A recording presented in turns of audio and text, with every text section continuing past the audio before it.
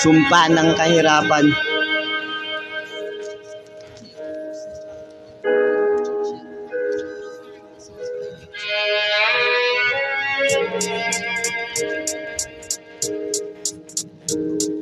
Simple lang mamambuhay, bakit ginaganito? Porket may pera na, kumikitil na lang sila habang kami nag-aantay sa muli yung pagbabago. Nasa na yung sinasabi na tinulong ng gobyerno, binili aming boto para sa panalo nyo. Habang kayo nakaupo, ito kami nanlilimos, nangihingi ng katarungan para sa kagaya ko. Yung dapat na hustisya, di nyo dapat tinatago. Alaala ng kahapon nung di pa nagsusulat ng mga kadigana, parang halong kung san na napadpad hanggang kami ay tangayin para dito kami dalhin sa harap ng entablado para aming iparating habang kaharap yung mga tao pati na mga hurado, habang nilalahad sa itaas ng entablado ang bawat karanasan pinapasan ng kada tao. Sa hirap ng buhay kailangan ay laging ganado, Kaya mas lalong ginanahan nung sigret na kasabay. Pinag-aralan ko lahat nung sinabi sa harap, mga komento ng iba at ugali rin nila. Kahit di ka mahimasok, mas kilala mo sila. Sila nagtulakan kung paano gumawa ng puro paganda na sasabihin sa iba. Mga maang-maangan na kapag bepera ng dala, pinangakuha na sila pero wala din na pala. Diyan ko din biglang nalaman interes ng kada tao. Di na din pabago sa aming sistemang itinala nyo. At ano ba yung nagbago? Lumalalang mga tao, marunong naman tala kahit maliliit na tao.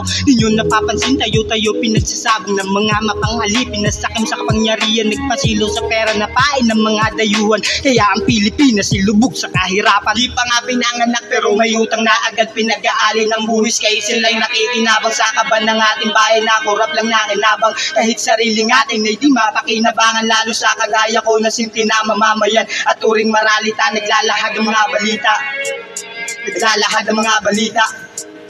Sang uring maralita, Kinapos sa kapalaran kaya humiling na lang hanggang nalaman ko lahat. Simula nagkaedad, minumulat yung sarili para maipahayag ang gusto kong ang sabihin sa harap ng mga tao na tumigil na lang tayo din nag-argo sa problema kapwa-tao. Tayo din naging dihado, tayo din naging dihado sa problema ng kapwa-tao. suot man lalayag na sari-sari pahayag, di kailangan magtulakan bagkus tayo'y magatakan. Kahit magkakaiba ang mga dinadain, pare-pares lang din tayong may gustong iparating. Lalo sa nakaupo kundi tayo ay bantayan at patuloy na lasunin ang ating kaisipan para lalo lumubog ang bayan nating sinilangan. Kaya ang Pilipinas ay lubog sa kahirapan. Di pa nga pinanganak pero may utang na agad, pinag-aalay ng buwis. Kaya sila'y nakikinabang sa kaban ng ating bayan na kurap lang nakinabang. Kahit sariling ating ay di mapakinabangan, lalo sa kagaya ko na simple na mamamayan at turing maralita. Naglalahad ng mga balita, naglalahad ng mga balita.